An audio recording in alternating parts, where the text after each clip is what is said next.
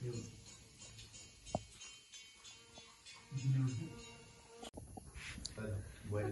म बनाउँदैछु बँदेलको मासु।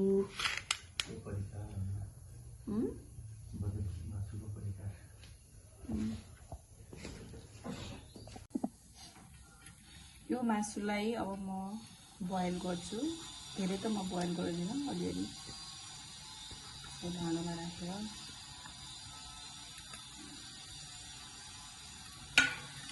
राख्ने। अनि त्यसपछि यो थोरै गरम मसला राखेर यो थोरै बेसार थोरै नुन राखेर यसलाई चाहिँ म अब बोइल गर्न छोडिदिन्छु। पानी राखेर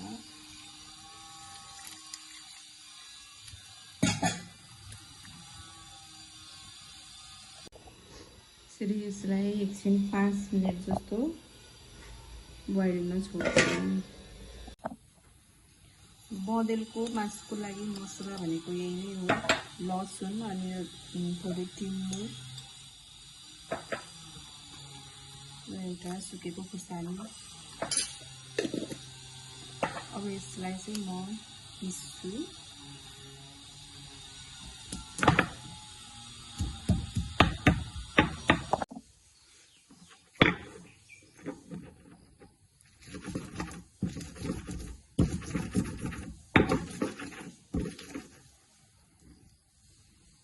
यतिको भएपछि हुन्छ। यो बँदेलको मासुमा धेरै मसलाहरू राख्नै पर्दैन। लसुन टिमुर नै यसको मेन मसला हो। मलाई चाहिँ यही मात्र राखेको एकदमै मनपर्छ।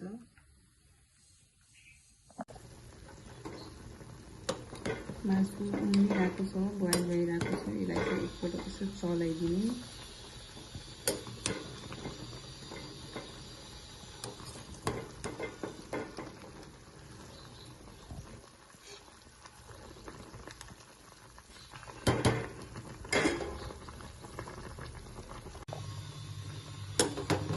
लेयर भइसक्यो र यो एकदमै राम्रोसँग बोइल पनि भइसकेको छ। अब म चाहिँ अब यसलाई यसको ग्यास बन्द गरेर अब यसलाई चाहिँ म एकछिन सेलाउन दिन्छु।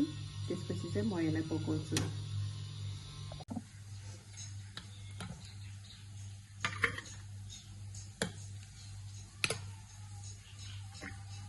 यसरी खनाइदिने। बँदेलको मासु एकदमै मिठो हुन्छ।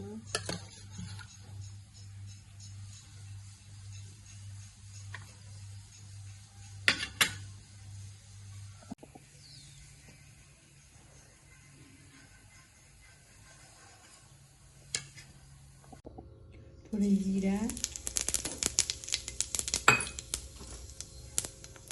एउटा खुर्सानी। अब यसमा मासु राख्ने।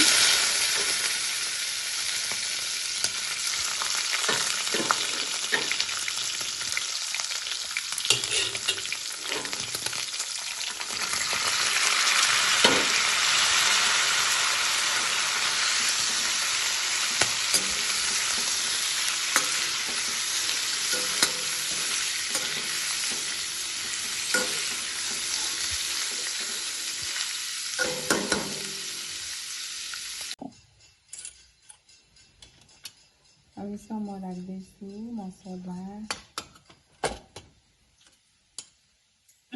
थोरै नुन र थोरै गोलो खुर्सानी।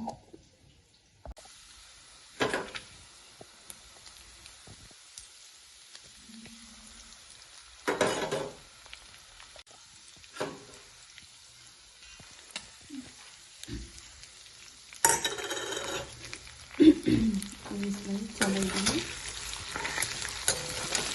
बँदेलको मासु पाकिसकेको छ र यसलाई चाहिँ म फ्राई चलाएर एकैछिन फेरि पाक्न दिनु। त्यसपछि हाम्रो मासु पनि रेडी हुन्छ खानको लागि। एकछिन पकाउनुको त्यो राम्रो देखिरहेको।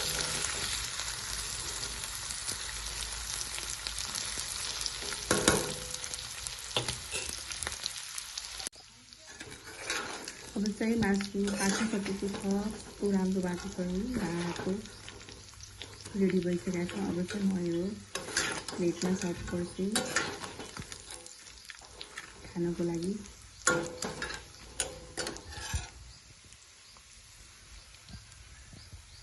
प्याजको पात,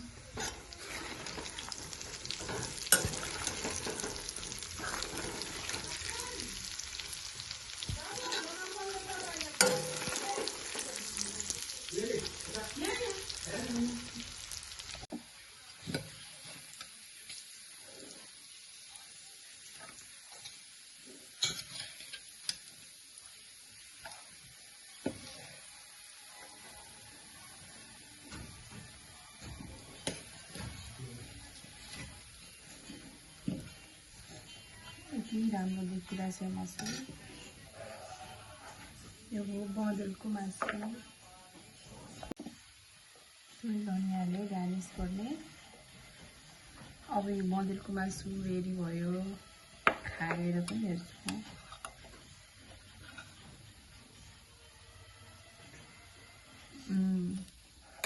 एकदमै मिठो भएको।